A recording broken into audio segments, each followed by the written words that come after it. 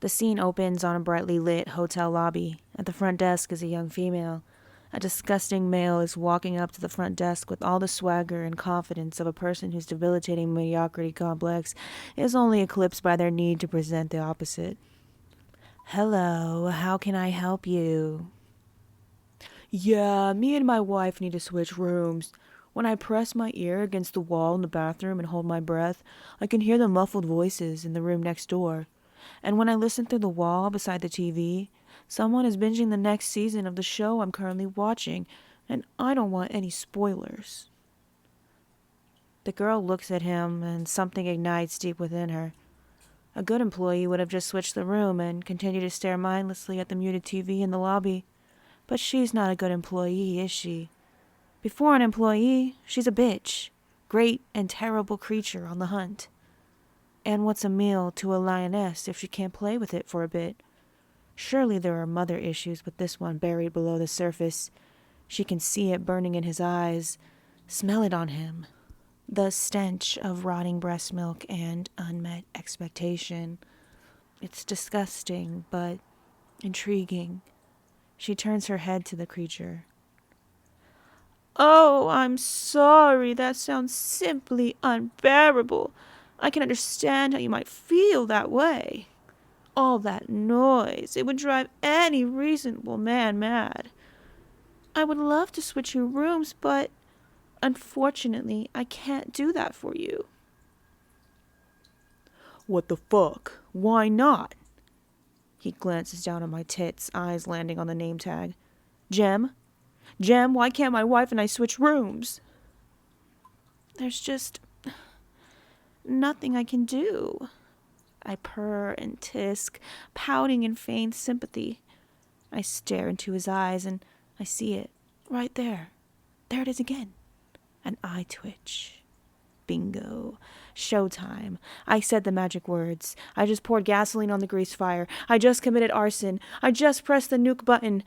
Hiroshima type shit. He flings himself onto the floor and contorts his face into a hideous frown.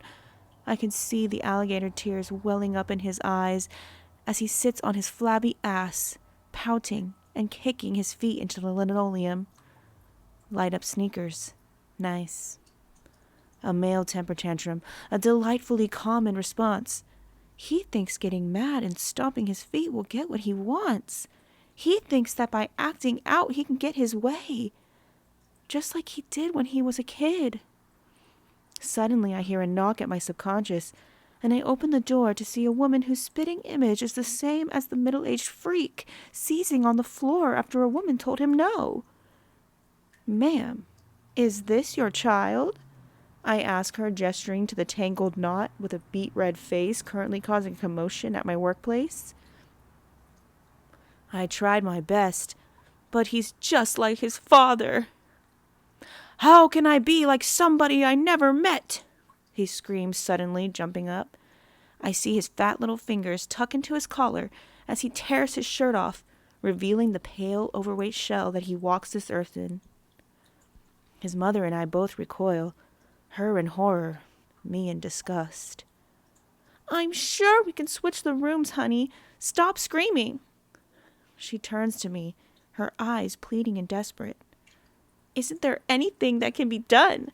She asks, dropping to her knees. She looks up at me, her hands clasped together, white knuckles. Anything at all? I think you've done enough, I respond as the creature before us convulses and bloats to impossible size. I can't look away. The room is spinning, and papers are flying off the desk, being sucked into the vortex that was once a man. The buzzing fluorescent lights above us flicker, and then go dark as the light is ripped from the room and swallowed by the ancient horror before me.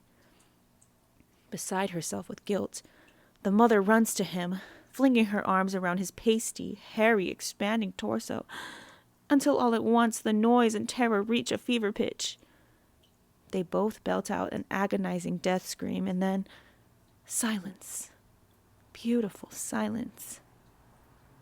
Then there was a pop, like a bubble, and to my delight, they had transformed into a terracotta pot with a yellow flower inside of it, which I keep on my desk.